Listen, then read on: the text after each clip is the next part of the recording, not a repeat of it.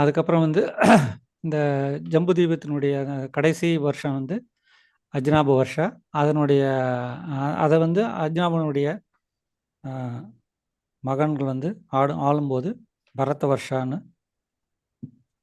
அதுக்கு பேர் வருது.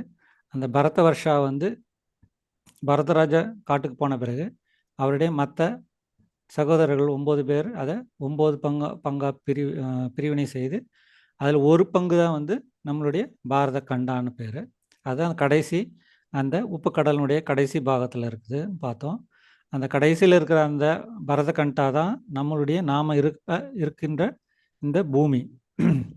இது பூமி வந்து உருண்டை வடிவில் ஆனது அப்படின்னு பார்த்தோம். இது எப்படின்றதும் பிரமாணங்களையும் பார்த்தோம். இந்த பூமி உருளையாக இருக்கிறதுனால தான் இப்போ நவீன விஞ்ஞானிகள் அனுப்புகின்ற செயற்கைக்கோள் எல்லாம் வந்து வடதுருவம் தென்துருவம் வழியாக சுற்றுறதே கிடையாது. அந்த மாதிரி அவங்க அனுப்பவும் முடியாது. எல்லாமே வந்து பல கிழக்கு மேற்காகவும் இல்லை குறுக்கு வட்டத்துலேயும் தான், குறுக்கு சுற்றுப்பாதையில் தான் கோள்களை அனுப்ப முடியும். அதுக்கப்புறம் நம்ம பார்த்தோம் இந்த ஜம்பு தீபத்துக்கு நடுவில் மேருமலை இருக்கின்றது. அந்த மேருமலைக்கு மேலே தான் வந்து பிரம்மா மற்ற 8 திக்பாலங்களுடைய அரண்மனை அங்கே இருக்கின்றது. அங்கிருந்தும் அவங்க அரசாட்சி புரிகிறார்கள். இதை எப்படி நம்ம பார்த்தோம், இது மாதிரி அந்த காலத்தில் அரசர்களுக்கு வந்து கோடை விடுமுறைக்குன்னு ஒரு மாளிகை இருக்கும், குளிர் விடுமுறைக்குன்னு ஒரு மாளிகை இருக்கும். அந்த மாதிரி அரசர்களுக்கு பலவித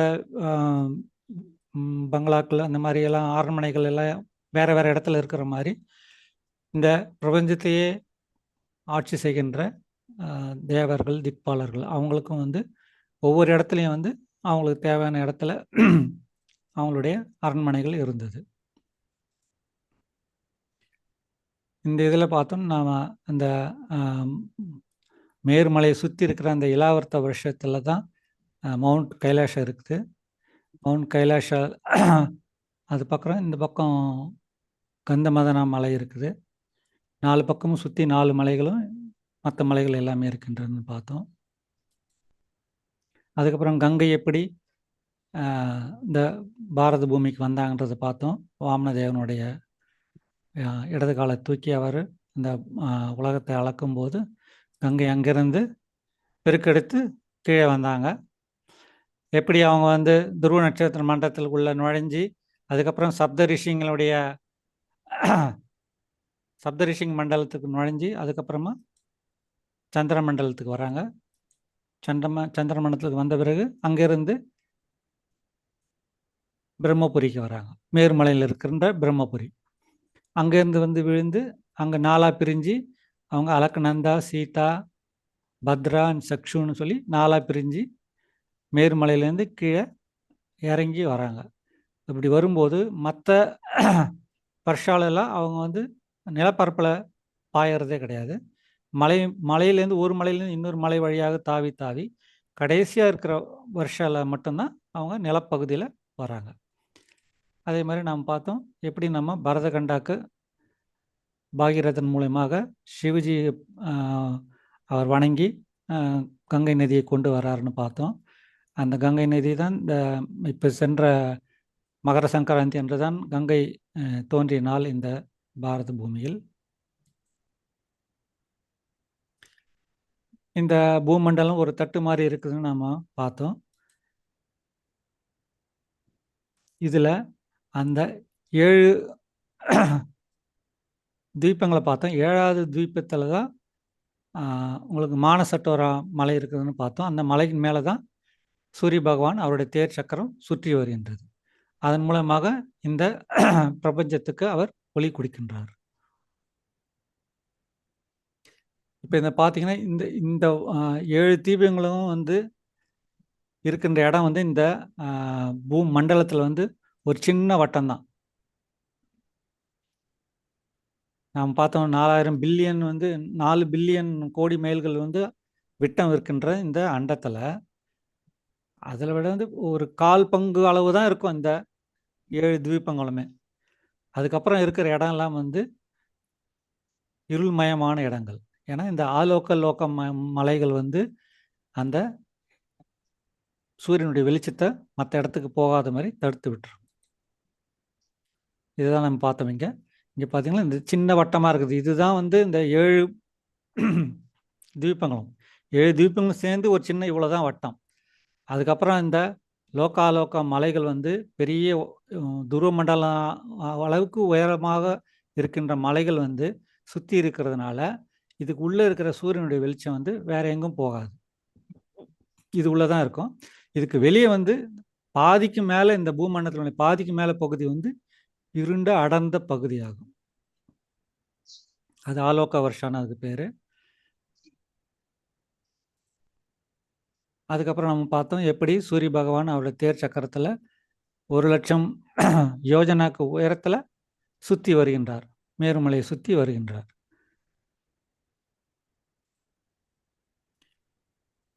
இதையும் பார்த்தோம். அதுக்கப்புறம் இந்த புவர்லோகன்றது வந்து இல்லை அந்தரிக்ஷாவும் சொல்லுவாங்க, இதுக்கு வேறு பேர்.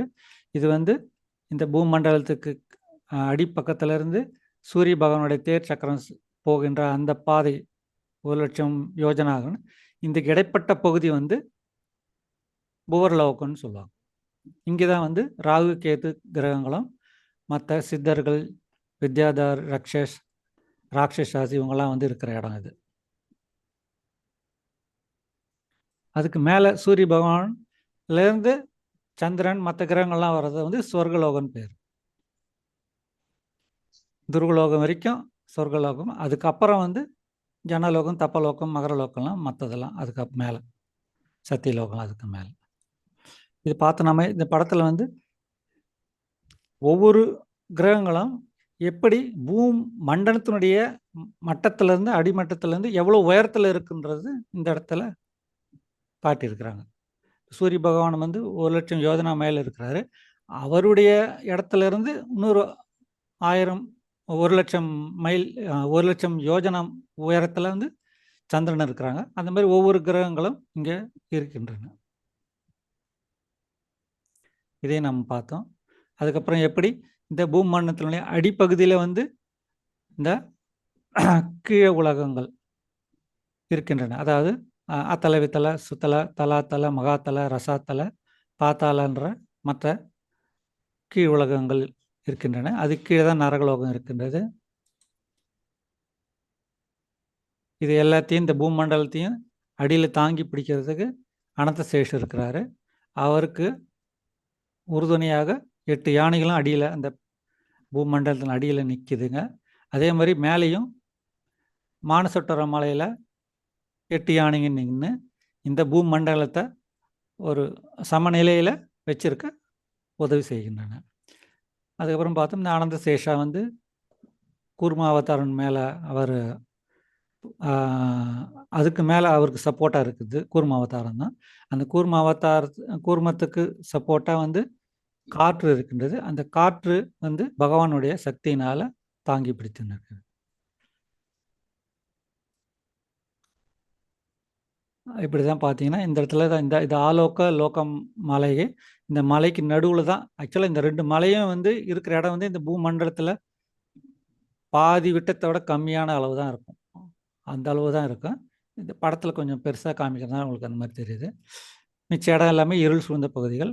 இந்த மலைக்கு நடுவில் தான் இந்த எல்லா கோள்களும் கிரகங்களும் நட்சத்திர மண்டலங்கள் எல்லாமே சுற்றி வருகின்றன. துருவ மண்டலம் வரைக்கும் இந்த மலைகள் உயர்ந்து இருக்கின்றன. அதுக்கு மேலே தான் மற்ற மேல் உலகங்கள் இருக்கின்றன. மகரலோகம், ஜனலோகம், தப்பலோகம், சத்தியலோகம் எல்லாம்.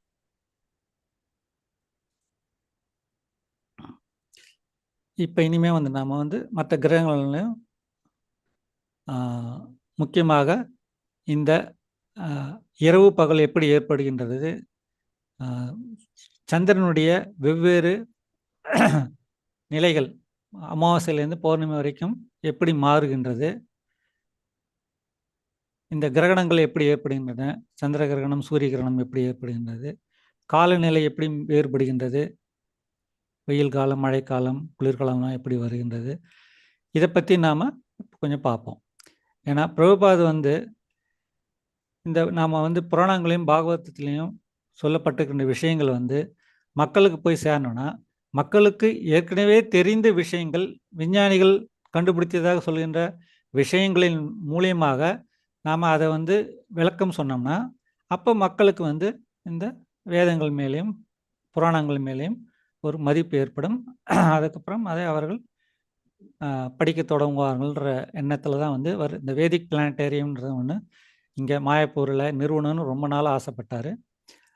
இந்த டிஓபி கோயில் கட்டி முடித்த பிறகு அதில் உள்ளே இந்த வேதிக் பிளானட்டேரியத்தில் இதெல்லாம் கொஞ்சம் விளக்கறதுக்காக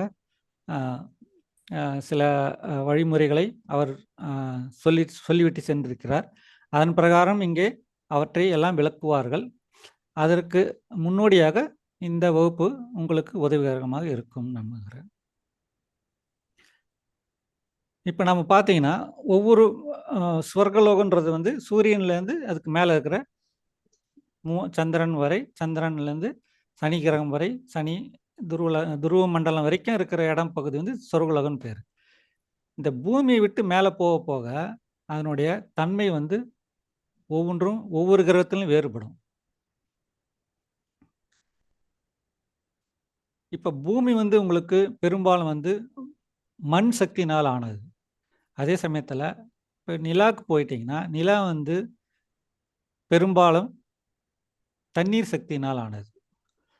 அதே மாதிரி சூரியனை எடுத்துக்கிட்டிங்கன்னா அது பெரும்பாலும் நெருப்பு சக்தியால் ஆனது. இந்த மாதிரி ஒவ்வொரு கிரகமும் ஒரு ஒரு தத்துவத்தினால் நிறைந்ததுனால அந்த இடத்துல நாம் போகிறதுன்றது போகிறதுக்கு முன்னே அதுக்கு உள்ளே போகிறதுக்குடைய தகுதி நமக்கு இருக்கணும். மேலும் அந்த இடத்த நம்ம பற்றி தெரிஞ்சுக்கணும்னா அந்த இடத்துல வாழ்கின்ற மக்கள் அவங்களுடைய நிலைகள் என்னன்றது நம்மளுக்கு வந்து கண்ணுக்கு தெரியாது சில விஷயங்கள்லாம். ஏன்னா அது வந்து ரொம்ப சூட்சமாக இருக்கும். இப்போ நீங்கள் நார்மலாக எல்லா கிரகங்களுமே பஞ்சபூதங்களால் தான் ஆனது. ஆனாலும் அதனுடைய அளவுகள் நிலைகள் இதெல்லாம் வந்து வேறுபடும். இப்போ நமக்கு தெரிஞ்ச நீரே எடுத்துக்கிட்டிங்கன்னா தண்ணீர் நார்மலாக ஒரு வெப்பநிலையில் இருக்கும்போது என்ன இருக்கும்? ஒரு நீர் நீர் நீர் மாதிரியே தான் இருக்கும். அதே இது நீங்கள் வந்து ரொம்ப குளிர் ஊட்டுவித்தீங்கன்னா என்ன ஆகும்? கட்டியாகி ஐஸ் கட்டி ஆகிடும். ஆனால் அதே தண்ணீரை வந்து நீங்கள் கொதிக்க வச்சிங்கன்னா ஆவியாகி மேலே போயிடும். அந்த ஆவி உங்களால் பார்க்க முடியுமா? நீர் தான். ஆனால் அது வேறு நிலையில் இருக்கும்போது அதை நம்மளால் சில நேரத்தில் உணர முடியாது. அப்படி இருக்கும்போது இந்த கிரகங்களும் அதே மாதிரி தான். பஞ்சபூதங்களால் ஆனாலும் அதனுடைய நிலைகள் இதிலெல்லாம் வந்து சில வேறுபாடுகள் இருப்பதுனால நம்மளால் அதெல்லாம் நம் கண்களால் காண முடியாது. அதனால தான் இப்போ மற்ற கிரகங்களுக்கு போகிறதா விஞ்ஞானிகள் சொன்னாலும் நிலாவுக்கு சென்றேன் மற்றதுக்கு செல்றேன்றாங்க. ஆனால் அங்கே போனாலும் அவங்களால ஒன்றும் பார்க்க முடிகிறதில்ல. அப்படியே போனாங்களேன்றது அது பெரிய கேள்விக்குறி. அப்படியே அவங்க போனால் கூட அந்த இடத்துல அவங்களால ஒன்றும் பார்க்க முடியாது. அவங்க கண்ணுக்கு எதுவும் புலப்படாது. அதே மாதிரி இந்த கால அளவும் வேறுபடும். நம்ம பூமண்டலத்திலிருந்தும் மற்ற கிரகங்களுக்கு நம்ம போகும்போதும் கால அளவு ரொம்ப வேறுபாடு இருக்குது. இப்போ நாம் இருக்கிற பூமியில் வந்து 5 வருஷம் நாம் கணக்கு போடுறது 5 வருடங்கள் வந்து சொர்க்கலோகத்திலலாம் வந்து 5 நிமிஷத்துக்கு சமானம் மாதிரி. சொர்க்கத்தில் யாருன்னா 5 நிமிஷம் இருந்தேனாங்களா இங்கே அதுக்குள்ளே பூலோகத்தில் 5 வருஷம் போயிட்டுருக்கும். அதே மாதிரி இந்த பூமண்டலத்தில் நம்ம 5 வருஷம்னு சொல்கிறது கீழே இருக்கிற நரகலோகம் மற்ற பாதாள லோகம் தான் வந்து 10,000 வருஷத்துக்கு சமமாக இருக்கும். இதுதான் ரிலேட்டிவிட்டி ஆஃப் டைம். அதே மாதிரி இந்த குணங்களும் வேறுபடும். பெரும்பாலும் இந்த பூமண்டலத்தில் வந்து ரஜோகுணம் வந்து அதிகமாக இருக்கும். அதே கீழே நீங்கள் கீழ் நோக்கி போனீங்கன்னா கீழே இருக்கிற உலகங்களில் வந்து தமோ குணம் அதிகமாக மேலோங்கி இருக்கும். நீங்கள் சொர்க்கலோகம் அதுக்கு மேலெல்லாம் போக ஆரம்பிச்சிங்கன்னா சத்துவகுணம் ரொம்ப மேலோங்கி இருக்கும். பிரம்மா வந்து முழுவதுமாக அறிவுபூர்வமான உடலால் அமைக்கப்பட்டவர். நம்ம அறிவு, மனம், புத்தி, அகங்காரம் இதெல்லாம் வந்து சூட்சமமான உடல். அதில் வந்து பிரம்மா வந்து அறிவினாலே முழுவதுமாக ஆக்கப்பட்டவர். அதே மாதிரி நாம் ஒரு கிரகத்திலேருந்து இன்னொரு கிரகத்துக்கு போனோம்னா அது அவ்வளோ எளிதான செயலும் கிடையாது. ஏன்னா இந்த பூமண்டலத்திலேருந்து நீங்கள் வேற ஒரு கிரகத்துக்கு போகணுன்னா, இப்போ இங்கே பார்த்தீங்கன்னா இந்த படத்தில் இதுதான் ஒரு பூமண்டலத்தில் தட்டு. இந்த தட்டினுடைய அந்த ஜம்புதீபத்தினுடைய ஒரு ஓரத்தில் இப்போ பூமி இருக்குதுன்னா, இந்த பூமியிலேருந்து நீங்கள் இன்னொரு கிரகத்துக்கு போகணுன்னா, இந்த மேருமலைக்கு பக்கம் மேருமலை வந்து மேருமலை வழியாக தான் மேலே போய் நீங்கள் மற்ற கிரகங்களுக்கு போக முடியும். இப்போ இங்கே பார்த்தீங்கன்னா இங்கே தான் நிலவு இருக்கின்றது. இந்த நிலவுக்கு போகணுன்னா நீங்கள் இப்படி வந்து இந்த மலைகள்லாம் கடந்து வந்து மேருமலை மேலே ஏறி அதுக்கப்புறம் தான் நீங்கள் வந்து நிலாவை நோக்கியோ இல்லை மற்ற கிரகங்களை நோக்கியோ பயணிக்க முடியும். அதே மாதிரி கீழ் உலகங்களுக்கு போகிறதா இருந்தாலும் இந்த பூமண்டலத்தினுடைய அடிப்பகுதிக்கு போகும்போது மேருமலையினுடைய அடிப்பகுதிக்கு வந்து அதன் வழியாக தான் நீங்கள் கீழே இறங்க முடியும்.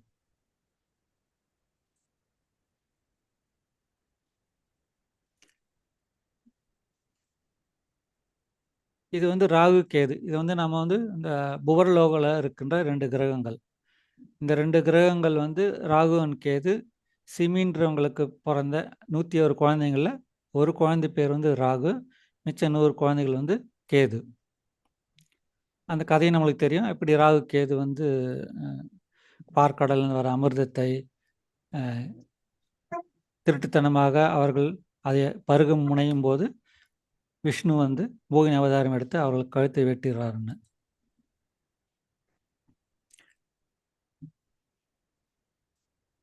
இந்த அந்தரிக்ஷான்ற இடத்துல தான் இந்த ராகுவும் கேதும் சுற்றி வருகின்றன.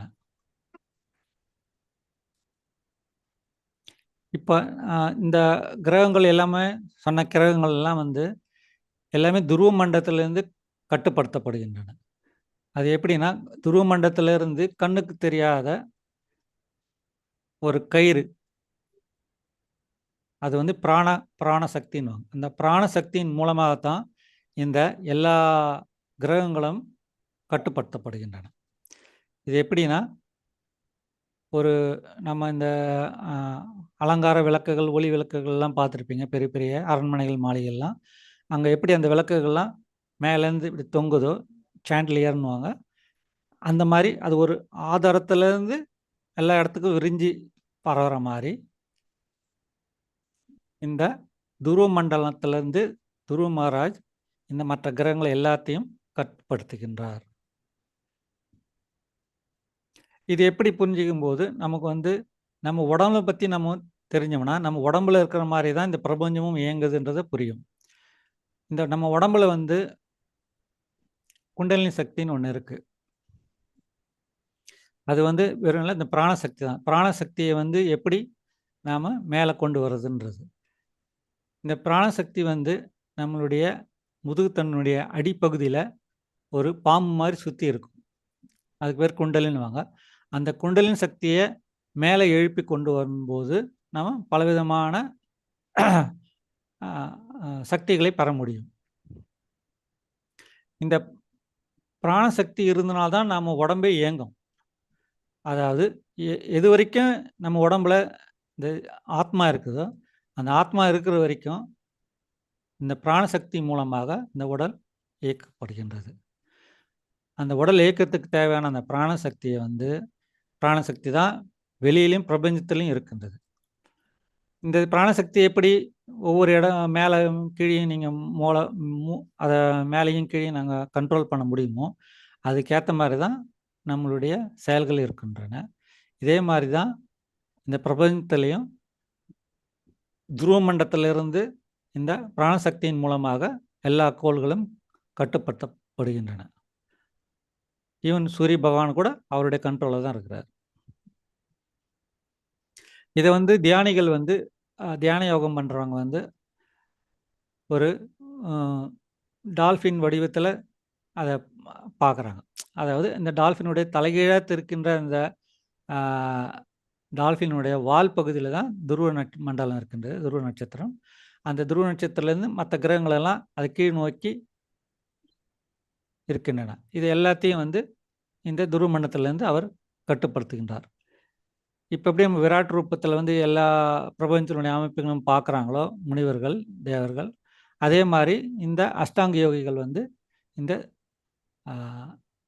பிரபஞ்சத்தினுடைய அமைப்புகளை வந்து இந்த டால்ஃபின் வடிவத்தில் இருக்கிற மாதிரி கற்பனை செய்து அவர்கள் தியானம் பண்ணுறாங்க.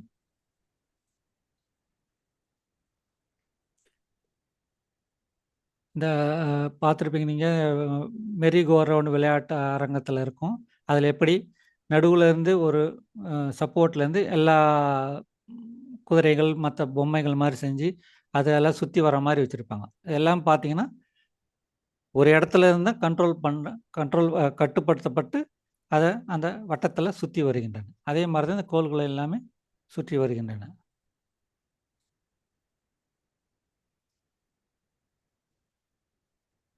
இப்போ இந்த இரவு பகல் புரிஞ்சுக்கிறதுக்கு முதல்ல என்ன பண்ணணும்னா, இப்போ பூமண்டலத்தில் இப்போது நம்ம ஜம்பு தீபத்தை எடுத்துக்கணும். இதனுடைய தெற்கு பக்கத்தில் கடைசியில் தான் வந்து இந்த பூமி, நம்மளுடைய பூமி இருக்கின்றது. இப்போ இதனுடைய பூமிக்கு வலது பக்கம் கிழக்குன்னு எடுத்துக்கிட்டிங்கன்னா, இந்த பக்கம் இடது பக்கம் மேற்கு. இது எப்படி புரிஞ்சுக்கிறதுனா, இந்த பக்கம் சூரியன் தேவன் சுற்றி வரும்போது கிழக்கு பக்கம் வரும்போது தான் நம்மளுக்கு இந்த பக்கம் வெளிச்சம் தெரியும். சூரியனுடைய வெளிச்சம் நம்மளுக்கு தெரியும். அதனால் சூரியன் உதிக்கின்ற இடம் நேரம் வந்து அந்த இடத்துல வந்து அது கிழக்கு பக்கமாக நம்ம எடுத்துக்கிறோம். அதே இது சூரியன் வந்து தெற்கு பக்கமாக இந்த பக்கம் நேராக இந்த பூமிக்கு இந்த பக்கமாக வரும்போது அது நம்மளுடைய நடுப்பகலாக கருதப்படுகின்றது. அப்படியே இடது பக்கமாக செல்லும்போது மேற்கு பக்கமாக செல்லும்போது சூரியன் நம் கண்ணுலேருந்து கொஞ்சம் கொஞ்சமாக மறைய ஆரம்பிச்சிடுறாரு. அதனால் அது நம்ம அஸ்தமனன்றோம். அதுக்கப்புறம் பின்பக்கமாக அவர் போகும்போது நமக்கு பார்வையிலேருந்து சுத்தமாக அவர் போயிடுறதுனால நம்மளுக்கு இருட்டாக இருக்கின்றது. அதனால் அது பகல் இரவு இதன் மூலமாக வருகின்றது. இதே மாதிரி தான் எல்லா தீபத்திலும் ஏற்படுகின்றது இரவு பகல்.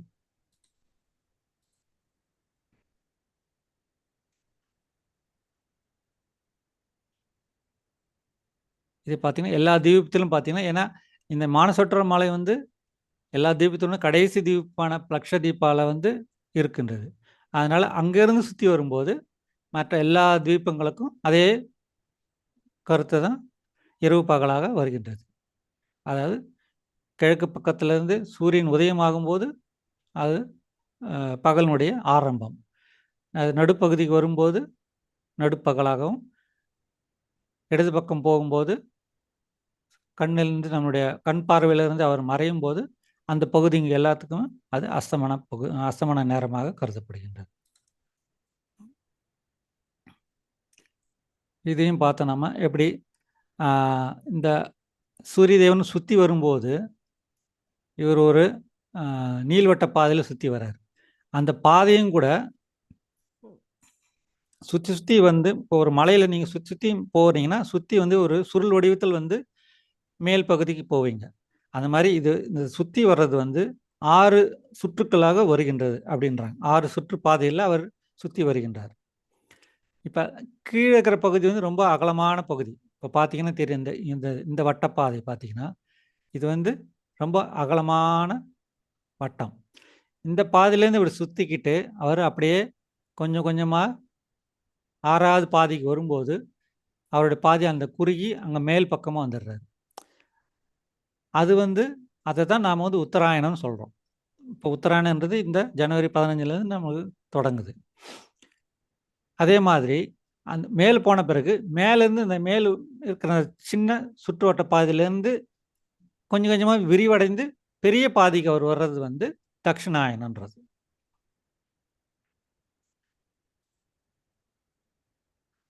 நம்மளுடைய இந்த பூமியானது உருண்டை வடிவத்தில் இருக்கின்றது. அதே சமயத்தில் வந்து ஒரு சாய்ந்த நிலையில் இருக்கின்றதுனால இப்போ இந்த பார்த்தீங்கன்னா இந்த வடதுருவம் வந்து கொஞ்சம் தள்ளி, இப்போ இங்கே தான் சூரியன் இருக்குதுன்னா சூரியனுடைய கதிர்கள் வந்து இந்த உலகம் கொஞ்சம் சாய்ந்த நிலையில் இருக்கிறதுனால அதனுடைய அந்த பகுதிக்கு வந்து வெளிச்சம் வந்து சூரிய கதிர்கள் நிறைய போகாது. அப்போ எந்த இடத்துல அந்த இடத்துல போகலையோ அந்த இடத்துல குளிர்காலம் அதிகமாக இருக்கும். இப்போ இந்த தெற்கு பகுதி பார்த்தீங்கன்னா இது சாய்ந்த நிலையில் இருக்கிறதுனால இது வந்து ரொம்ப சூரிய கதிர்களுக்கு கொஞ்சம் அருகாமையில் இருக்குது. அதனால் இந்த இடத்துல வெப்பம் அதிகமாக இருக்கும். அதனால் இந்த இடத்துல வந்து உங்களுக்கு வெயில் காலமாக இருக்கும். அதே இது சூரியன் சுற்றி இந்த பக்கமாக வரும்போது வடக்கு பக்கமாக போகும்போது வடக்கு பக்கம் வந்து சாஞ்சிருக்கிறதுனால அது சூரிய கதிர்களுக்கு பகுதியில் நெருக்கமாக இருக்கும்போது அந்த பகுதியில் வெப்பம் அதிகமாக இருக்கும். தெற்கு பகுதி கொஞ்சம் அந்த சூரிய கதிர்களுக்கு தள்ளி போகிறதுனால அந்த இடத்துல வந்து குளிர்காலம் தொடங்கிவிடும். இப்படி தான் பருவநிலை வேறுபாடுகள் ஏற்படுகின்றன.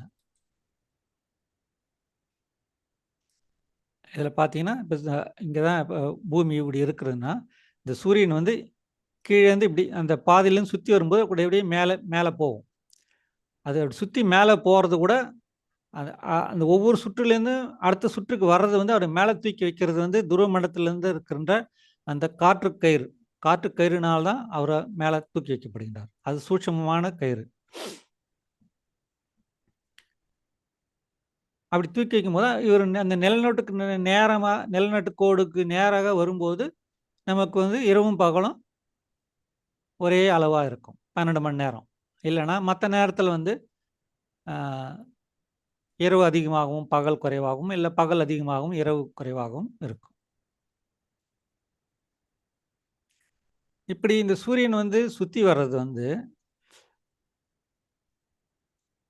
ஒவ்வொரு நம்ம சொன்னோம் அவர் வந்து அந்த 6 சுற்றுப்பாதையில் சுற்றி வராரு.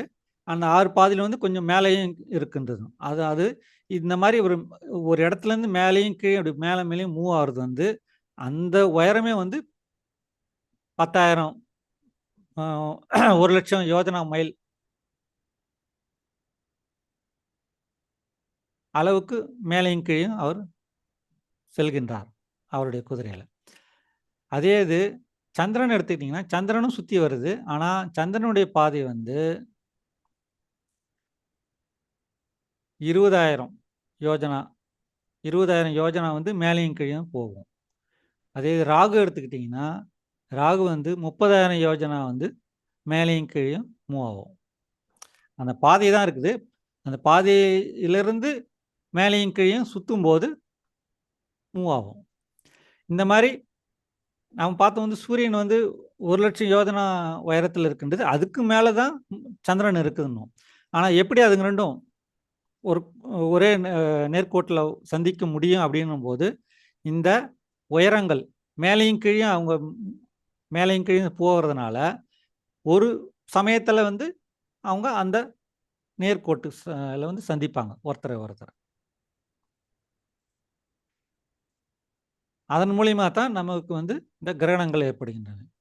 இப்போ பார்த்தீங்கன்னா நம்ம விஞ்ஞானத்தில் படித்தது என்னென்னா சூரியன் இங்கே இருக்கின்றார். சூரியன் பூமி இருக்குது. இந்த சூரியனுக்கும் பூமிக்கும் சூரியனுக்கும் சந்திரனுக்கும் நடுவில் பூமி இருக்கும்போது உங்களுக்கு வந்து சந்திர கிரகணம் ஏற்படுகின்றது அப்படின்னு நாம் படிச்சிருக்கிறோம். ஆனால் பாகவத்தில் என்ன சொல்கிறாங்கன்னா பூமிக்கும் சந்திரனுக்கும் நடுவில் ராகு வந்து மறைக்கிறதுனால ராகு வந்து அந்த நிலனுடைய கதிர்களை வந்து நமக்கு நம்ம மேலே படாமல் தடுக்கிறதுனால தான் சந்திர கிரகணம் ஏற்படுகின்றது அப்படின்னு பாகவத்தில் சொல்கிறாங்க. அதே மாதிரி சூரிய கிரகணம் வந்து சூரியனுக்கும் பூமிக்கும் நடுவில் சந்திரன் வர்றதுனால ஏற்படுகின்றது என்று நாம் அறிவியல் புத்தகங்களை படித்திருக்கிறோம். ஆனால் பாகவதம் சொல்கிறது என்னன்னா உண்மையிலே வந்து சந்திரனுக்கும் பூமிக்கும் நடுவில் ராகு கேது வர்றதுனால தான் நமக்கு வந்து அந்த ராகுவும் கேதுவும் சூரிய கதிர்களை தடுத்து விடுவதனால் நமக்கு வந்து சூரிய கிரகணம் ஏற்படுகின்றது. இதை எப்படி புரிஞ்சுக்கிறதுனா இவங்க சொல்கிறது பிரகாரம் என்னது சந்திரன் பூமி நிலா எல்லாமே வந்து பூமி சந்திரன் சூரியன் எல்லாமே வந்து ஒரே நேர்கோட்டில் வருதுன்றாங்க. ஒரே நேர்கோட்டில் வருதுன்னா இப்போ இந்த சந்திர கிரகணத்தை பார்த்தீங்கன்னா இது 3 ஒரே நேர்கோட்டில் வருது அப்படின்றாங்க. இது ஒரே நேர்கோட்டில் வருதுன்னா அது எப்போ ஏற்படும்? பௌர்ணமி. பௌர்ணமி வந்து நமக்கு வந்து மாதத்தில் ஒரு தடவை வரும். அப்படி பார்த்தீங்கன்னா 12 மாதங்களுக்கும் 12 முறை பௌர்ணமி வருகின்றது. 12 பௌர்ணமி. அப்போ 12 பௌர்ணமியும் அது நேர்கோட்டில் இருக்கணும். நேர்கோட்டில் இருக்கும்போது ஏன் அப்போ ஆனால் கிரகணம் மட்டும் வந்து ஏன்னா ஒரு வருஷத்தில் 2 3 தான் வருது சொல்கிறாங்க. அதனால் அதுக்கு காரணம் அவங்களால சொல்ல முடியாது. ஆனால் அவங்க சொல்கிறது வந்து 2 தான் வரும் கிரகம் அப்படின்றாங்க. இவங்க சொல்கிற தியரி பிரகாரம் 3ம் ஒரே கோட்டில் வருதுன்னா அது 12 முறை வருது. 12 முறை வரும்போது தான் உங்களுக்கு பௌர்ணமி. ஆனால் கிரகணம் வர்றதில்ல. ஏன் வர்றதில்ல? ஆனால் அதுக்கு நம்மளுக்கு விளக்கம் வந்து பாகவதத்தில் இருக்குது. பாகவதத்தில் பிரகாரம் என்ன நாம் படிக்கிறோம்? இது நேர்கோட்டில் வந்தாலும் அந்த இடத்துல கேதுவும் ராகும் இருந்தால் தான் கிரகணம். இந்த கேதுவும் ராகுவும் தான் வந்து அந்த அந்த சந்திரனுடைய ஒளி கதிர்களை மறைக்கிறதுனால நமக்கு வந்து சந்திர கிரகணம் ஏற்படுகின்றது. இந்த கேதுவும் ராகுவும் நடுவில் வர்றது வந்து வருஷத்தில் 2 தடவை இல்லை 3 தடவை தான் வரும். ஏன்னா அவங்களுடைய சுற்றுப்பாதை வந்து பெரிய அகலமானது. அந்த பாதையை வந்து நிலனுடைய பாதையோட சேர்றது வந்து வருஷத்தில் 2 இல்லை 3 தடவை தான் நடக்கும். அதனால தான் வருஷத்தில் 2 இல்லை 3 தடவை தான் நீங்கள் சந்திர கிரகணத்தை பார்க்க முடியும். அதே மாதிரி தான் இந்த சூரிய கிரகணமும்.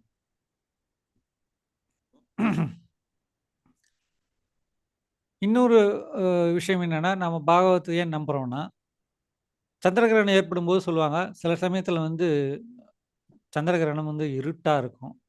சந்திர கிரகணம் வந்து பார்த்தீங்கன்னா வந்து இருள் படிந்த கிரகணமாக இருக்கும். சில சமயத்தில் வந்தீங்கன்னா ஒரு சிவந்த சந்திர கிரகணம்னுவாங்க. ரெட் மூன்னுவாங்க. அந்த ஃபுல் மூனை வந்து ரெட் மூனுன்னுவாங்க. சிவந்த நிறத்தில் இருக்கும் அந்த கிரகணம் அந்த சமயத்தில் அப்படின்வாங்க. ஆனால் அதுக்கெல்லாம் காரணமும் அவங்களால சொல்ல தெரியாது. ஆனால் பாகவத்தில் அதுக்கு விளக்கம் இருக்குது. ராகு வந்து மறைக்கும்போது பார்த்தீங்கன்னா சந்திர கிரகணத்தில் ராகு வந்து மறைக்கும்போது அந்த சந்திரனுடைய கதிர்களை மறைக்கும்போது ராகு கருப்பு நிறம். அதனால் அதனுடைய கருமையான நிழல் படிகிறதுனால நமக்கு வந்து அந்த கிரகணம் வந்து நிறமாக தெரிகின்றது. அதே இது கேது வந்து குறுக்க வரும்போது கேது வந்து டார்க் ப்ரௌனுன்னுவாங்க. அதாவது ஒரு மாதிரி ப்ரௌன் கலர். அதனால் அந்த கேது வந்து குறுக்க வரும்போது சந்திர கதிர்களை ஒளி கதிர்களை மறைக்கும்போது அப்போ வந்து நம்மளுக்கு வந்து அது வந்து ஒரு ரெட்டிஷாக ஒரு ப்ரௌனிஷ் கலராக தெரியும். அதாவது இவங்க ரெட் மூணுன்னு இவங்க சொல்கிறாங்க.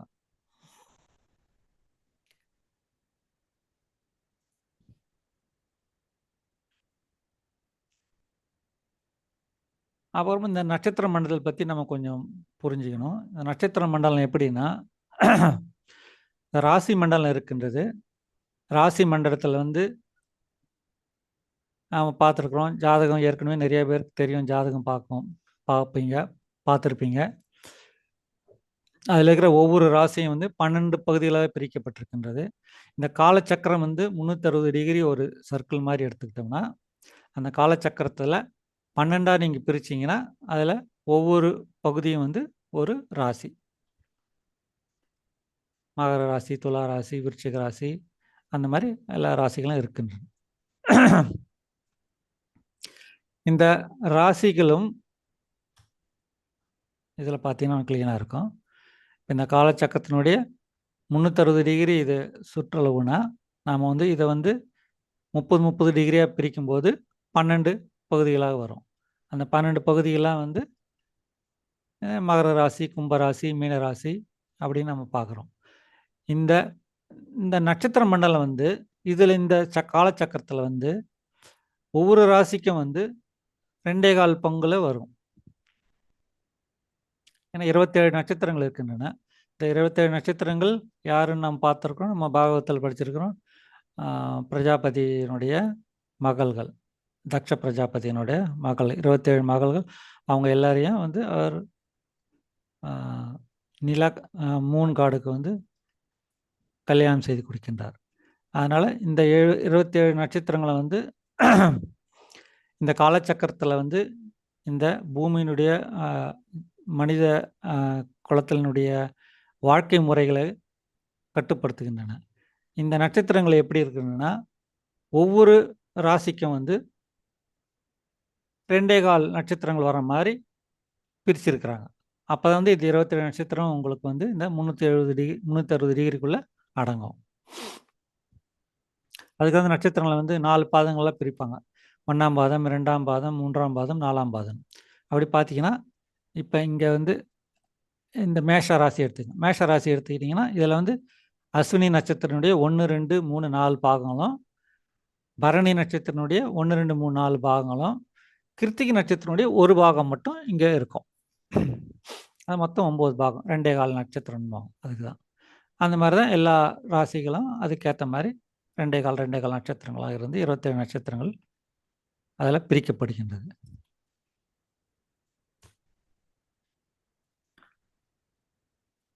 இப்போ இந்த நட்சத்திரங்கள், கிரகங்கள் சுற்றி வர்றதை பற்றி புரிஞ்சுக்கிறதுக்கு முன்னே நாம் இந்த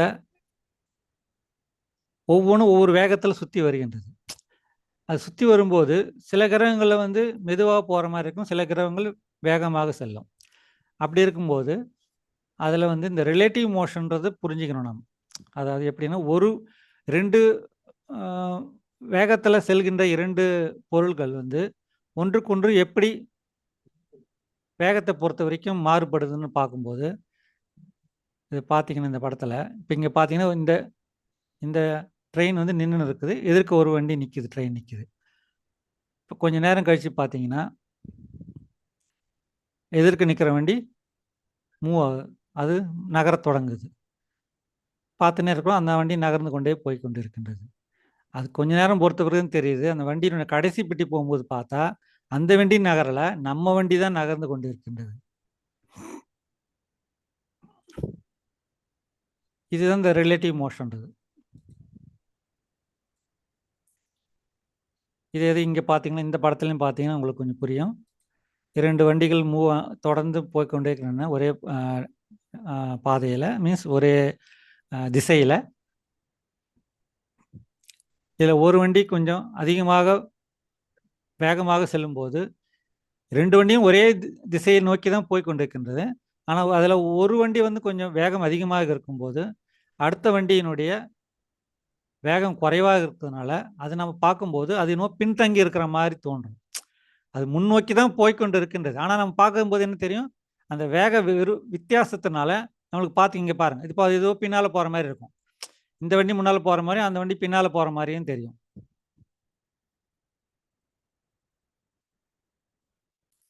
இதுதான் அந்த வேகத்தினுடைய வித்தியாசம் வந்து நம்மளுக்கு இந்த மாதிரி தெரியுது.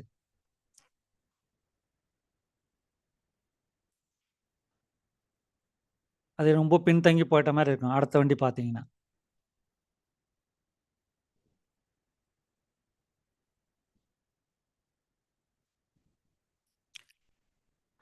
இது எப்படி புரிஞ்சுக்குதுன்னா, இப்போ ஒரு விளையாட்டு திடல் இருக்கின்றது. அந்த விளையாட்டு திடலில் 3 பேர் ஓடி வராங்க, சுற்றி வராங்கன்னு வச்சுங்க. அதில் ஒரு 3 பசங்க இருக்கிறாங்க. 3 பேரும் இதை சுற்றி வராங்க. இப்போ முதல் சுற்றுல வந்து இந்த முதல் பையன் வந்து ஒரு ரவுண்டு ஃபுல்லாக சுற்றி வந்துட்டான்.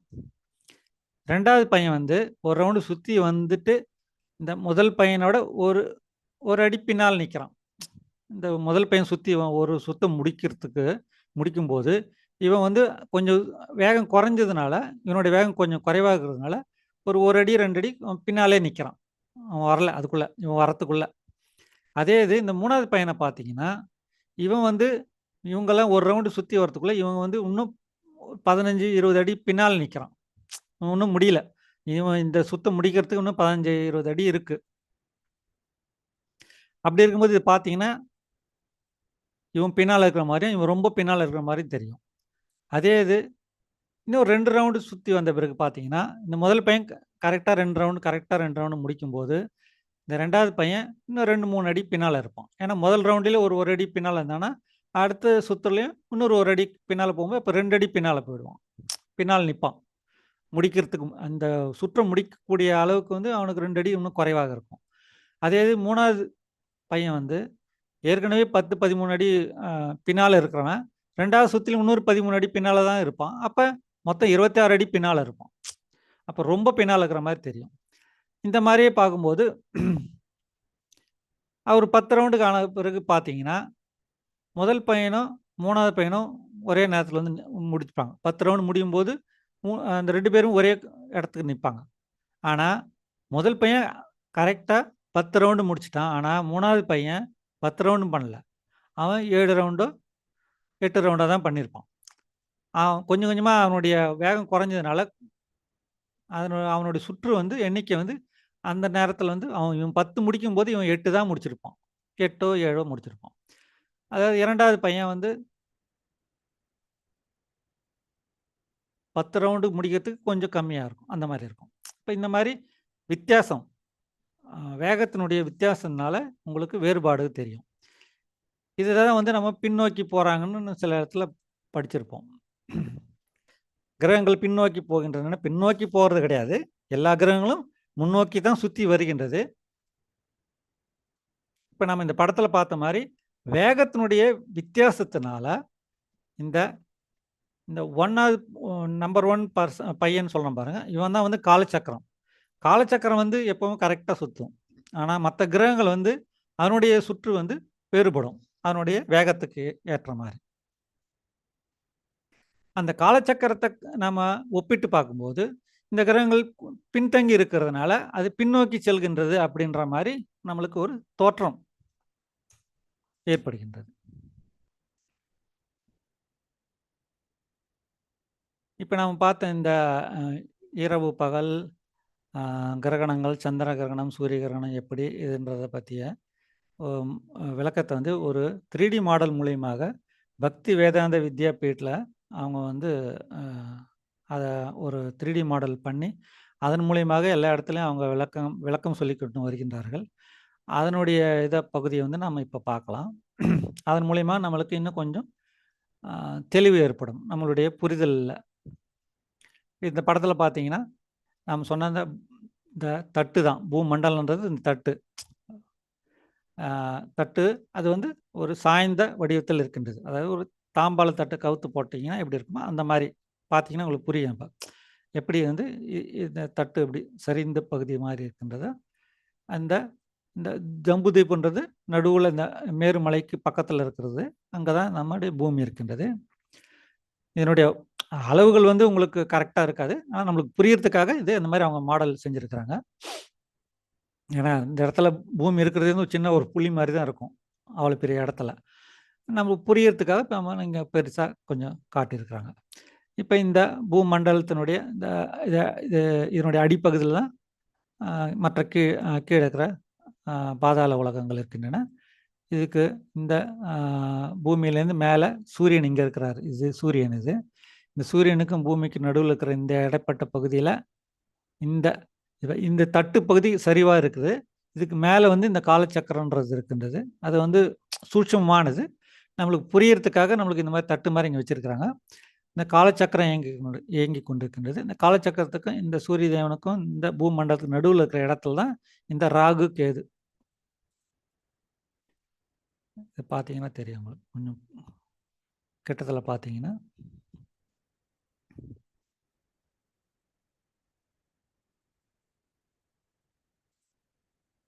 இந்த ராகு இது ராகு கேது இது ரெண்டும் வந்து கருப்பு நிறத்தில் அவங்க குறியிட்டு இருக்கிறாங்க.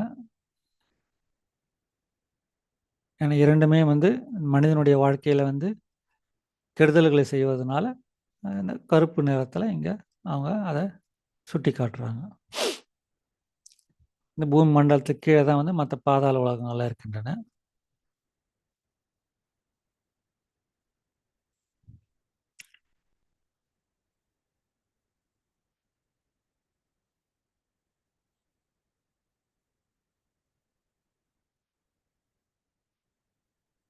இப்போ இதில் மேல் பகுதியில் பார்த்தீங்கன்னா இங்கே சூரிய தேவன் இங்கே இருக்கிறாரு. சூரியன் மற்ற கிரகங்கள்லாம் அதுக்கு மேலே இருக்கின்றது.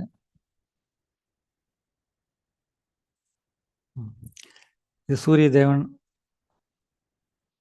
இந்த வெள்ளை கலரில் இருக்கிறது சூரிய தேவன், சூரியனுடைய இடம். அதுக்கு மேலே வந்து இந்த நட்சத்திர மண்டலங்கள் இருக்கின்றன.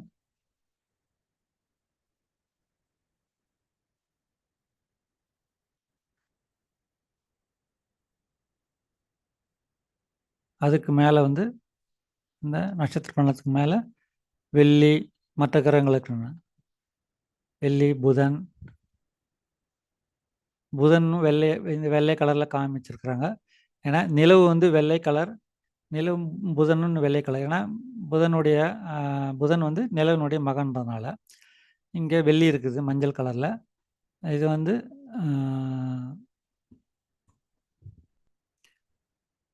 வெள்ளி வந்து நம்மளுக்கு வந்து நம்ம மனித வாழ்க்கையில் வந்து சில நல்ல காரியங்களை செய்வதனால அதை வந்து மஞ்சள் கலரில் அதை இங்கே காட்டியிருக்கிறாங்க. அடுத்து இந்த வியாழனும் வந்து நல்ல கிரகன்றதுனால இங்கே இருக்கின்றது. செவ்வாய் வந்து சிவப்பு கலரில், அது வந்து சில கெடுதல்களையும் செய்யும், சில நல்ல செயல்களையும் செய்யும் ஒரு மனித வாழ்க்கையில். அதே மாதிரி அதனால் அது வந்து சிவப்பு கலரில் இங்கே குறியிட்டிருக்கிறாங்க. அதுக்கு மேலே இந்த வியாழன் என்ற குரு பகவான் அவர் சுற்றி வராரு. அதுக்கு மேலே சனி, சனி தான் கருப்பில் இருக்குது. அதுக்கு மேலே வந்து இந்த சப்தரிஷி மண்டலம், அதுக்கு மேலே வந்து இதுதான் துருவ மண்டலம்.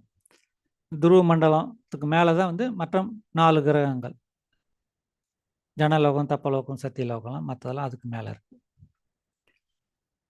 இந்த மாதிரி தான் நம்முடைய பிரபஞ்சம் இருக்கின்றது.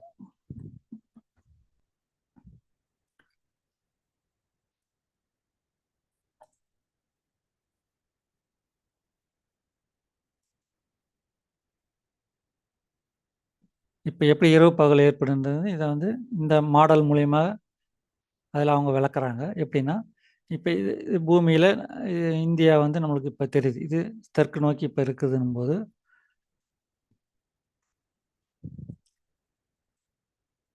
இந்த பகுதிக்கு வந்து வலது பக்கம் சூரியன். இப்போ இங்கே பார்த்தீங்கன்னா இங்கே சூரியன் இங்கே இருக்கிறார், வலது பக்கம் இருக்கிறாரு. சூரியன் அங்கே உதிக்கும் போது இப்போ நீங்கள் நிலவும் அந்த இடத்துல இருக்குது, சூரியனோடய அங்கே வராரு. சூரியன் உதிக்கும் போது நிலவும் அங்கே உதிக்கிறார். அவங்க வந்து நேராக இப்படி சுற்றி வந்து நேராக வரும்போது, இந்தியாவுக்கு நேராக வரும்போது இது உதயமானது. அதுக்கப்புறம் நம்மளுக்கு பகல், நடுப்பகலுங்க. நேராக வரும்போது நடுப்பகல். இது இப்போ நிலவு வந்து நம்மளுக்கு சூரியனுக்கு எதிரிலே இருக்கிறதுனால, சூரிய கதிர்கள்னால, வெளிச்சத்தினால நிலவு நம்மளுக்கு பகல் இருந்தாலும் நம்மளுக்கு கண்ணுக்கு தெரியறதில்ல. அதுக்கப்புறம் அதே வந்து சூரியன் வந்து மேற்கு பக்கம் போகும்போது நம்முடைய கண்ணிலேருந்து கொஞ்சம் மறைய ஆரம்பிக்கிறார். அதுதான் சூரிய அஸ்தமனம். ஏன்னா இப்போ இதுதான் இப்போ இந்தியானா, இப்போ இது இந்த பக்கம் போகும்போது உங்களுக்கு ஒளிக்கதிர்கள் வந்து குறைய ஆரம்பிச்சிடும் உங்களுக்கு. அதே பின்பக்கமாக போகும்போது சுத்தமாக ஒளிக்கதிர்கள், சூரியனுடைய கதிர்கள் இந்த இந்தியா மேலே விழாது. அப்போ அதனால் இந்தியாவுக்கு அது இருட்டு. அதே சமயத்தில் இந்தியாவுக்கு பின்பக்கமாக இருக்கின்ற அமெரிக்கா கண்டத்துக்கு வந்து அது பகல். இந்த மாதிரி இப்படி சுற்றி வருது. ஒரு ஒரு சுற்று சுற்றி வரும்போது சூரிய பகவான் அந்த மேருமலை ஒரு சுற்று சுற்றி வந்தார்னா ஒரு பகல், ஒரு நாள் ஆயிடுது.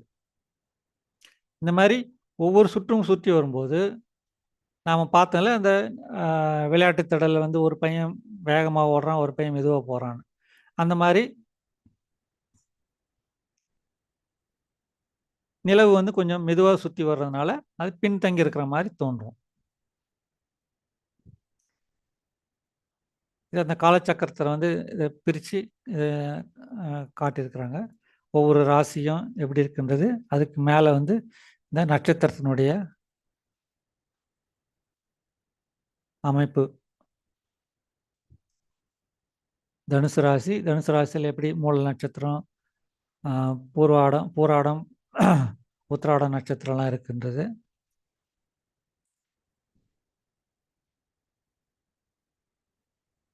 இந்த ஒவ்வொரு ராசியிலையும் வந்து சூரியன் வந்து பயணிக்கும் போது அதுதான் சங்கராந்தின்றது. இந்த தனுசு ராசியை விட்டு அதுக்கு அடுத்த ராசி கட்டத்துக்கு போகும்போது அந்த இட மாற்றத்தை வந்து நம்ம வந்து சங்கராந்தி அப்படின்னு சொல்கிறோம்.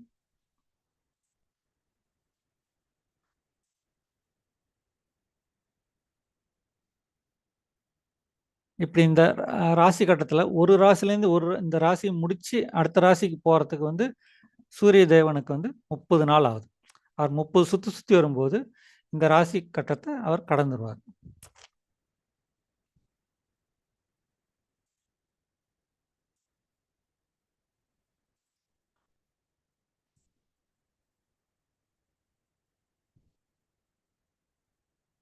இதில் எப்படி நம்மளுக்கு நிலவு வந்து அமாவாசை பௌர்ணமியில் வந்து பௌர்ணமியில் நம்மளுக்கு முழு வடிவத்தில் பௌர்ணமியில் நிலவு தெரியும்.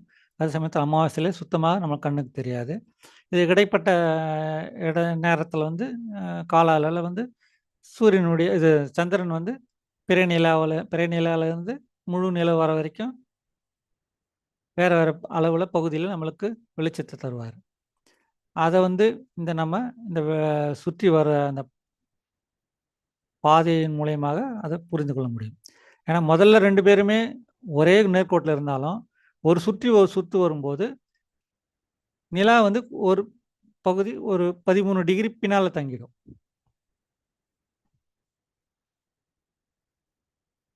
காலச்சக்கரம் ஒரு சுத்தி வரும்போது, சூரியன் வந்து 1 டிகிரி பின்னால் தங்கியிருப்பார்.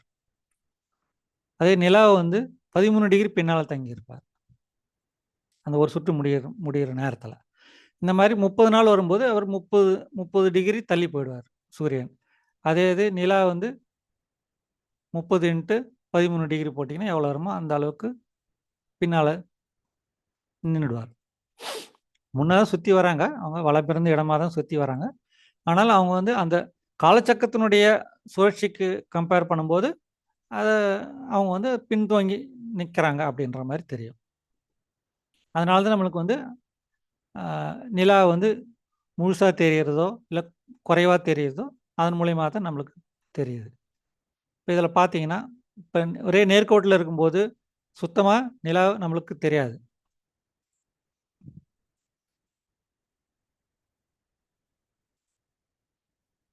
ஒரு 2 சுத்து தள்ளி வரும்போது, கொஞ்சம் பின்தங்கி நிப்பாங்க நிலா. அப்ப வந்து என்னாவும், இந்த சூரிய கதிர்கள் இந்த படும்போது, இந்த ஒரு பகுதி மட்டும் கொஞ்சமா லேசா தெரியும்.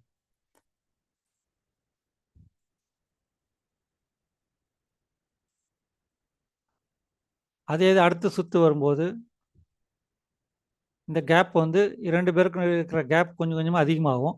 இந்த கேப் அதிகமாக நிலவு நம்மளுக்கு தெரியக்கூடிய பகுதி வந்து கொஞ்சம் கொஞ்சமா அதிகமாக தெரியும்.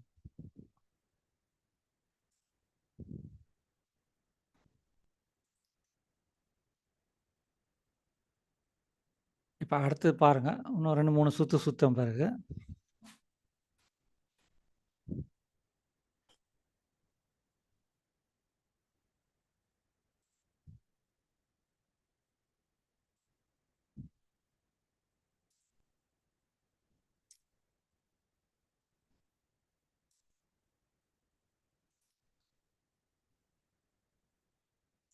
ஒவ்வொரு சுற்றுலயும் வந்து கொஞ்சம் கொஞ்சமா அந்த 2 பேருக்கும் இருக்கிற கேப் அதிகமாக போய்க்கொண்டே இருக்கும்.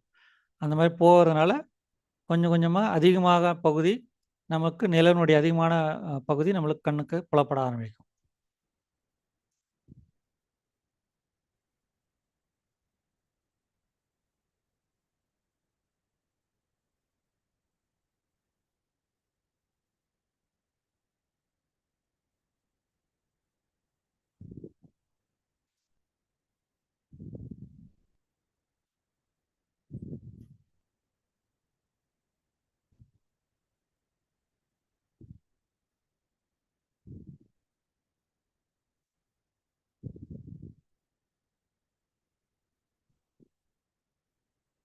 இப்போ 7 சுற்று 7, 8 சுற்று ஆயிடுச்சு. அதனால இந்த கேப் அதிகமா இருக்கிறதுனால, சூரியன் மறையும்போது நம்மளுக்கு வந்து நிலா கண்ணுக்கு நல்லா தெரியும்.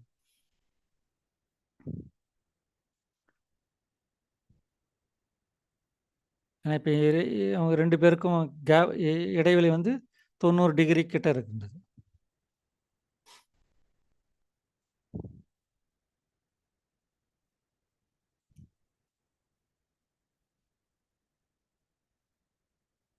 இப்ப இந்த இடத்துல பாதி அளவுக்கு நம்மளுக்கு தெரியும். நிலவு வந்து பாதி அளவு தெரியும். ஏன்னா சப்தமி, அஷ்டமியில வந்து நம்மளுக்கு பாதி நிலா நம்மளுக்கு கண்ணுக்கு தெரியும். அதே இது இன்னொரு 7, 8 நாள் போச்சுன்னா,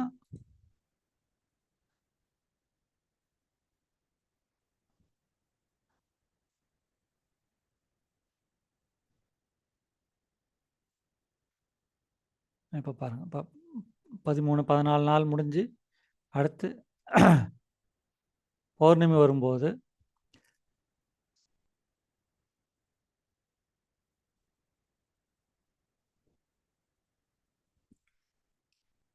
இங்கே சூரியன் உதிக்கிற நேரத்தில் இங்கே சந்திரன் மறையிறாரு.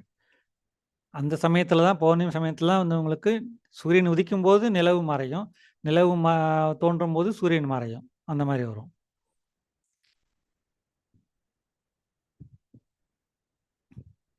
இங்கே பார்த்தீங்கன்னா இந்த காலச்சக்கரத்தினுடைய அது 30 சுற்று வந்துருச்சு. ஆனால் அது அது ஒரு ராசி வந்து தள்ளி வந்திருக்கும் இங்கே. இப்போ இங்கே பார்த்தீங்கன்னா பௌர்ணமி அன்னைக்கு பார்த்தீங்கன்னா சூரியன் மறையிற நேரத்தில் இங்கே நிலவு நம்ம கண்ணுக்கு தெரியும். இதை நம்ம இந்தியான்றதுனால இந்த இடத்துல நம்மளுக்கு இந்த நிலவினுடைய தோற்றம் தெரிய ஆரம்பிக்கும். அதனால தான் நம்ம வந்து கௌரி பூர்ணிமா சமயத்தில் வந்து சூரியன் மறைந்த பிறகு நிலவு தெரியும் போது நாம் அந்த விரதத்தை முடிக்கிறோம். நடு இரவில் வந்து பார்த்தீங்கன்னா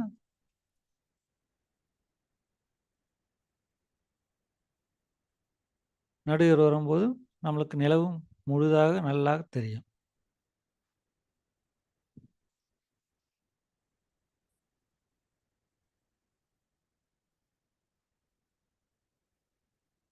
இப்போ நிலவு மறையும் போது சூரியன் அதுக்கு அடுத்த நாள் சூரிய உதயமாகும்.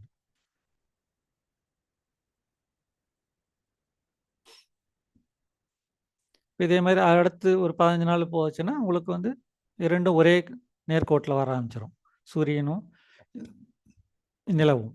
அப்போ நம்மளுக்கு வந்து அமாவாசை கொஞ்சம் கொஞ்சமாக தொடங்க ஆரம்பிக்கும்.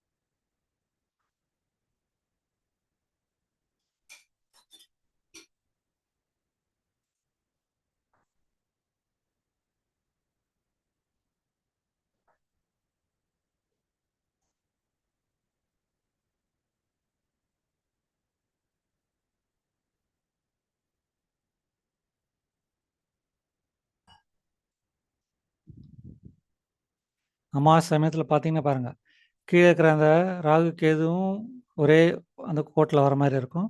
நிலா, சூரியன், இந்த ராகு எல்லாம் ஒரே கோட்டில் வர மாதிரி இருக்கும். அப்போ அந்த சமயத்தில் வந்து இந்த ராகு கேதுவும் சந்திரனுடைய கதிர்களை மறைக்கும் போது நம்மளுக்கு சந்திர கிரகணமும் சூரிய கிரகணமும் தெரிகின்றது.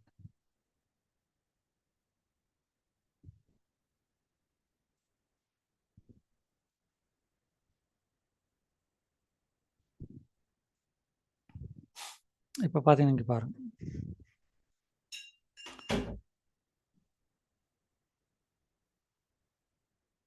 சூரியன் உதிக்கும் போதே நிலவும் உதிக்கிறது. சூரியன் நடுப்பகலாக இருக்கும்போது இங்கே பார்த்தீங்கன்னா அது அமாவாசை தினம் அன்னைக்கு நைட்டு வந்து அமாவாசை வரப்போகுது. அதனால் இன்றைக்கி பார்த்தீங்கன்னா இந்த ராகுவும் கேதுவும் இந்த ஒரே நேர்கோட்டில் வரும். இது வர்றதுனால அமாவாசையில் தான் உங்களுக்கு வந்து சூரிய கிரகணம் வருது. அப்போ சூரிய கதிர்களை வந்து இந்த கேது வந்து மறைக்கிறதுனால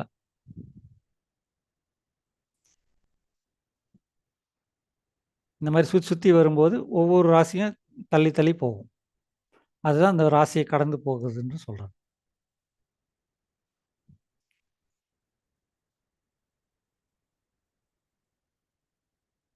இங்கே பாருங்கள், இந்த குறுக்க நிற்குதில்ல அப்படி இந்த மாதிரி குறுக்க நிற்கிறதுனால இங்கே வந்து உங்களுக்கு அதை வந்து ஒரே நேர்கோட்டில் நம்ம காமிக்க முடியாது. ஏன்னா அந்த அளவுக்கு இன்னும் நம்ம இந்த மாடல் வந்து சரியாக செட் பண்ணணும். இது வந்து இந்த சமயத்தில் வந்து ஒன்றா வரும். அந்த ஒன்றா வரும்போது அந்த நிலாவுக்கும் பூமிக்கும் நடுவில் அந்த ராகுவோ கேதுவோ வரும். வரும்போது அது சுத்தமாக அந்த சூரிய கதிர்களை மறைக்கிறதுனால நம்மளுக்கு சூரிய கிரகணமாக தெரியும்.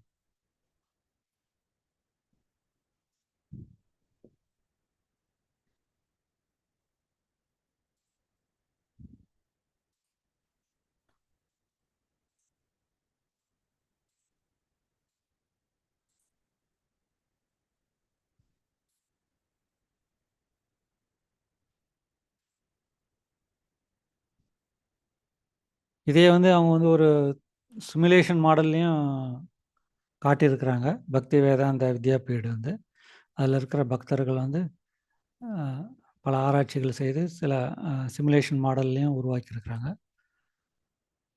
இதில் பார்த்தீங்கன்னாலும் உங்களுக்கு கொஞ்சம் புரியும். இப்போ பார்த்தீங்கன்னா இது இந்த காலச்சக்கரம், இந்த காலச்சக்கரத்தில் இந்த ராசிகள் 12 ராசிகள் இருக்கின்றன.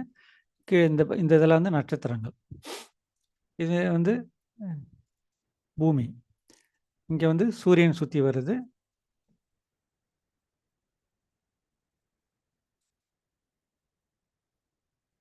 இப்படி சூரியன் வந்து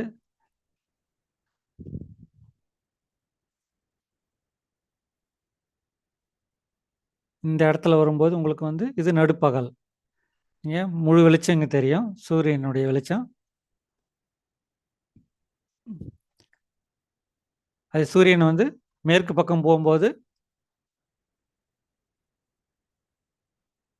இங்கே பார்த்தீங்கன்னா பூமியினுடைய பலன் கொஞ்சம் கொஞ்சமாக இருள் படையும்.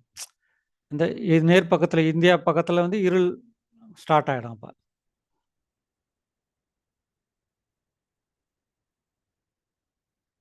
இப்போ பூமியினுடைய பின்பக்க பகுதியில் வந்து வெளிச்சம் இருக்கும். அதான் இங்கே வந்து பார்க்குறீங்க. இந்த இடத்துல அந்த இடத்துல மட்டும் வெளிச்சம் இருக்குது.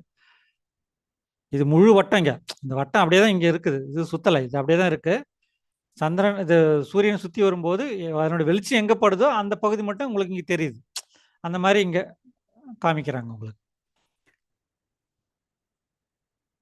இப்போ இந்த கீழே இருக்கிற அரைப்பகுதியை வந்து உங்களுக்கு வெளிச்சத்தை வரும். சூரியன் இந்த பக்கம் கொஞ்சம் கொஞ்சமாக வர வர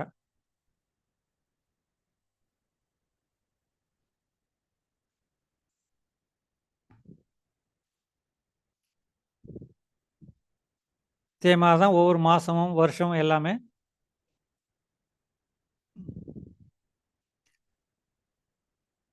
இந்த ராசி பாருங்க, இந்த ராசியிலேருந்து சுற்றி சுற்றி வரும்போது இந்த பக்கம் ஒரு டிகிரி பின்னால் நம்ம இது வந்து காலச்சக்கரம். காலச்சக்கரம் வந்து கரெக்டாக ஒரு நாள்னா ஒரு நாள் கரெக்டாக இருக்கும். ஆனால் சூரியன் சுற்றி வர்றது வந்து ஒரு டிகிரி குறையும் போது அது கொஞ்சம் கொஞ்சமாக பின்தங்கி பின்தங்கி இங்கே வந்துடும் 30 நாளில். அதை 30 நாள் அதை வந்து நம்ம சொல்கிறோம் இவர் வந்து இந்த ராசியை கடந்துட்டாருன்னு, இந்த ராசியை விட்டு போயிட்டாருன்னு. அதுக்கு அடுத்த ராசியில் வருவார். அந்த ராசியும் அதே மாதிரி ஒவ்வொரு சுற்றுலையும் வந்து ஒரு டிகிரி குறையும் போது அந்த ராசியினுடைய கடைசி பகுதிக்கு வருவார். இந்த மாதிரி ஒரு ராசியை கடக்கிறதுக்கு அவருக்கு 30 நாள் ஆகுது. அதுதான் நம்ம வந்து ஒரு வருஷம் 12 மாதத்தில் 12 ராசிகளை கடக்கிறார்.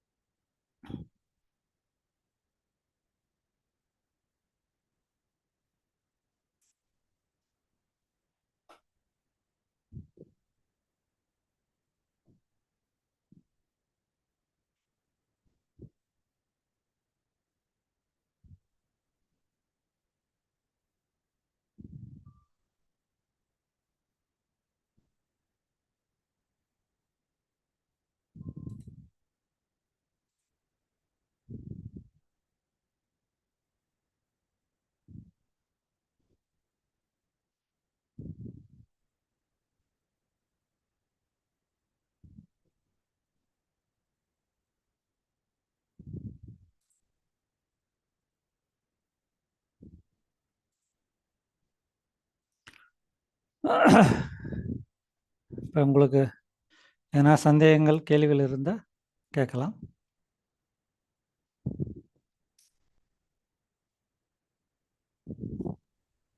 ஹரே கிருஷ்ணா பிரபு. ஹரே கிருஷ்ணா மாதாஜி. கண்டத்னம் பிரபு. பிரணாம் மாதாஜி. பிரபு இந்த ரெக்கார்டிங் 2 வாரத்தோடது நீங்க போட்டு விடுங்க பிரபு.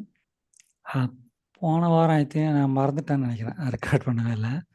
இந்த வாரம் ரெக்கார்ட் பண்ணியிருக்கேன், அதை போடுறேன். போன வாரம் ரெக்கார்ட் பண்ணலைங்களா பிரபு? ஆமாம்.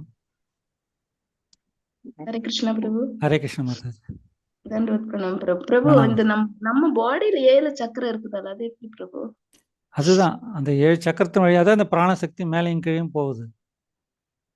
ஓ, அதான் தியான யோகம், அஷ்டாங்க யோகம்ன்றது அது மூலியமாக தான் அந்த பிராணாயாமம், முத்ராஸ், ஆசனாஸ் இதன் மூலியமாக வந்து நம்ம அந்த பிராணசக்தியை கட்டுப்படுத்தி நம்ம உடம்புக்குள்ளே ஏற்கிறோம்.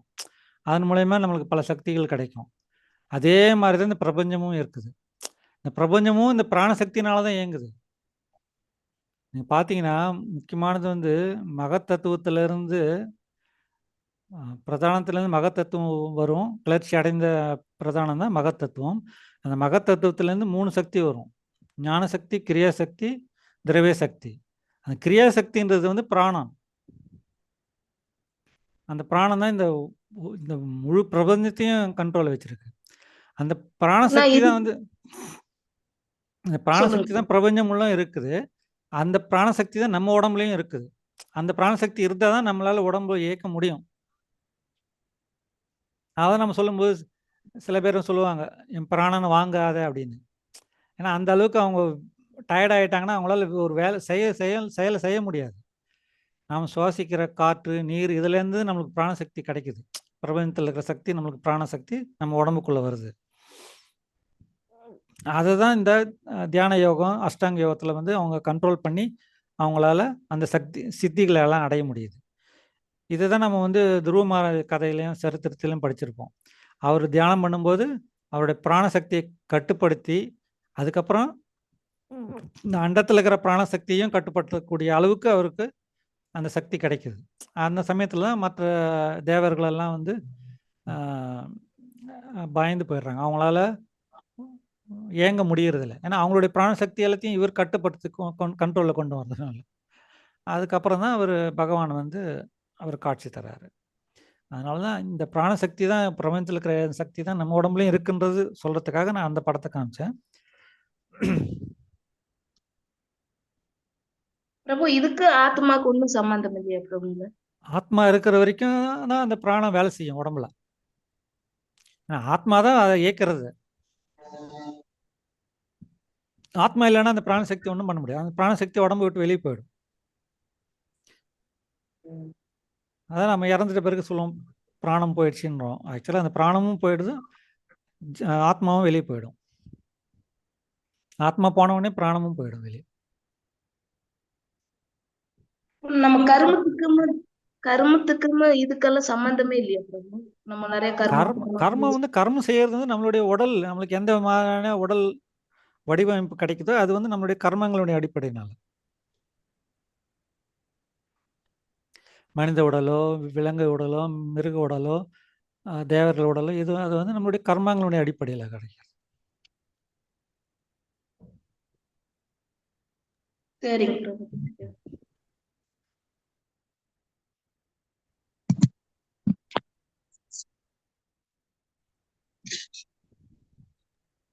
ஹரே கிருஷ்ணா பிரபு, ஹரே தண்டவத் கிருஷ்ண பிரணாம். ஹரே கிருஷ்ண பிரபு, மாதா. இந்த சூரியன் சந்திரனுக்கு இடைப்பட்டதான் சொர்க்க லோகம் என்ற மாதிரி சொல்லியிருந்தீங்க பிரபு, அப்படியா பிரபு?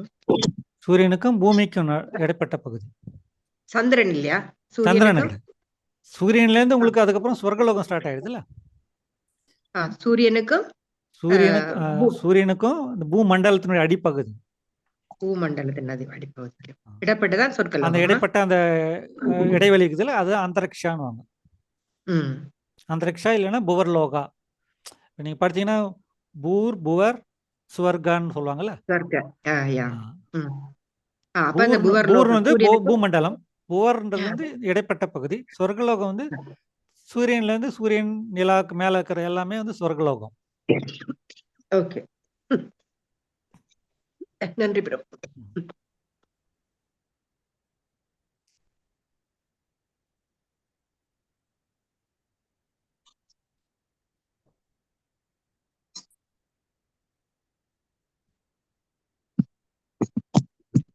ஹரே கிருஷ்ணா பிரபு. ஹரே கிருஷ்ண மாதா. எனக்கு ஒரு கேள்வி. சொல்லுங்க. இந்த இந்த 9 கோள்கள்ல வந்து விஞ்ஞானிகள்லாம் புளூட்டோ, நெப்டியூன் அப்படின்னு சொல்றாங்கல்ல, அதெல்லாம் எங்க இருக்கு? அதெல்லாம் இருக்கா இல்ல அவங்களுடைய கற்பனையா, விஞ்ஞானிகளுடைய கற்பனை? விஞ்ஞானிகள் கற்பனைன்னு இல்லை, இது இந்த கோள்களை தான் இந்த 7 கிரகங்கள் இருக்கின்றன. சனி, ஞாயிறு, திங்கள் நம்ம சொல்றோம்ல, அது மாதிரி வெள்ளி, புதன், வியாழன், வெள்ளி, சனி இதெல்லாம் வந்து இருக்கின்றன. அந்த 2 கோள்கள் வந்து மற்ற கிரகங்கள் எத்தனையோ கிரகங்கள் இருக்கின்றன. நட்சத்திர மண்டலம், சூரிய மண்டலம், இது நட்சத்திர மண்டலங்கள் எத்தனையோ தொகுதிகள் இருக்கின்றன. அதில் ஒரு பகுதியாக கூட இருக்கலாம்.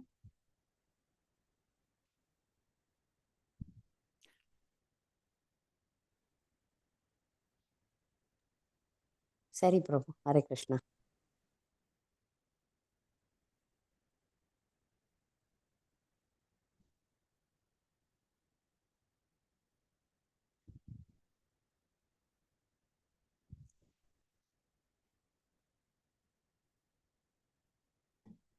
வேற யாருன்னா ஏதாவது கேள்விகள் கேட்கணுமா?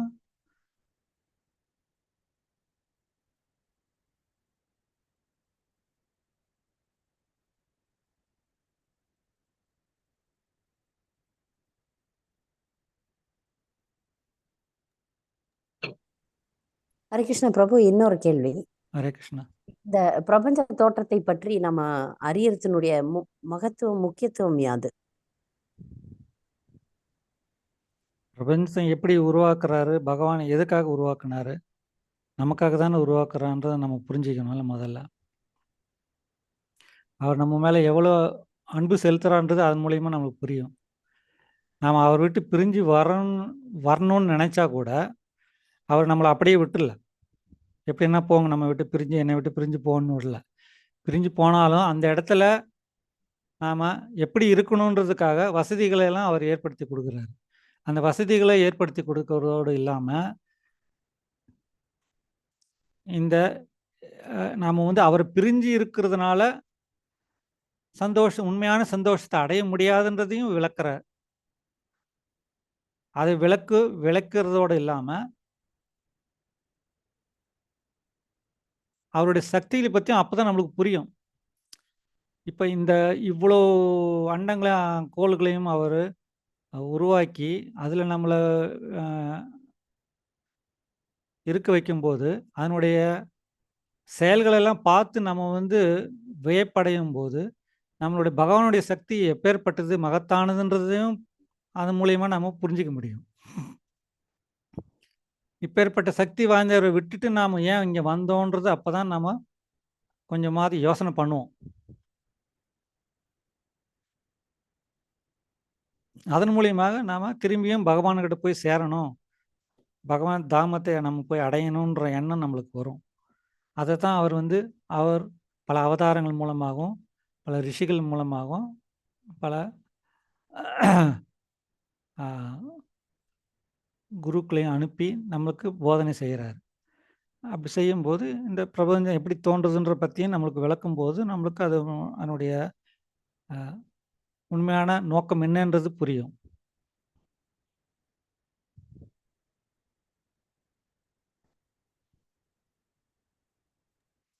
நன்றி பிரபு. ஹரே கிருஷ்ணாங்க பிரபு. ஹரே பணிவான கிருஷ்ணா. வணக்கங்கள் பிரபு. பிரணாமம். இது பகவானுடைய அந்தரங்க சக்தியின் கீழ் இயங்குங்களாங்க பிரபு, வெளிப்புற சக்திங்களாங்க பிரபு? அந்தரங்க சக்தி இதுல இல்லையே, இது வெளிப்புற சக்தி தான். எல்லாமே ஜட உலகமே வெளிப்புற சக்தி தான். அப்ப இவங்களையும் மாயாதேவி தான் ஆட்டு வைக்கிறாங்களாங்க பிரபு? யார? இப்ப நம்ம ஜீவாத்மாக்கள் எல்லாம் பகவானுக்கு சேவை செய்யாத பொழுது மாயாதேவிக்கு சேவை செய்கிறோம் இல்லைங்க?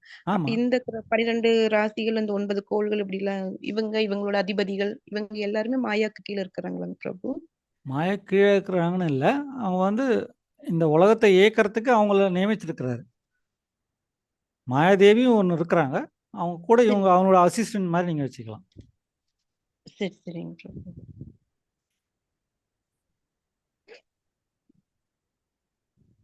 நன்றிங்க பிரபு. ஹரே கிருஷ்ணா. ஹரே கிருஷ்ணா.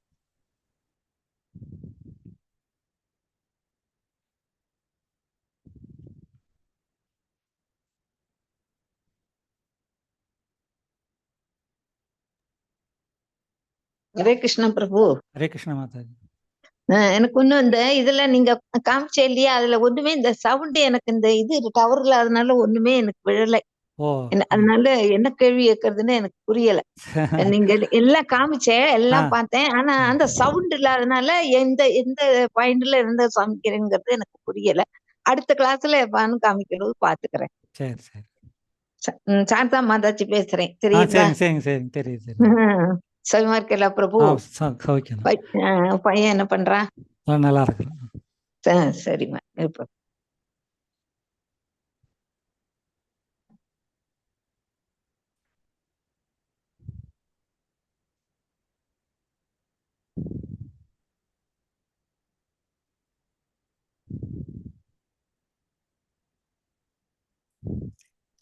சரி, நம்ம இதோட வகுப்பை முடிச்சுக்கலாமா? இதுக்கு மேலே கேள்விகள் இல்லைன்னா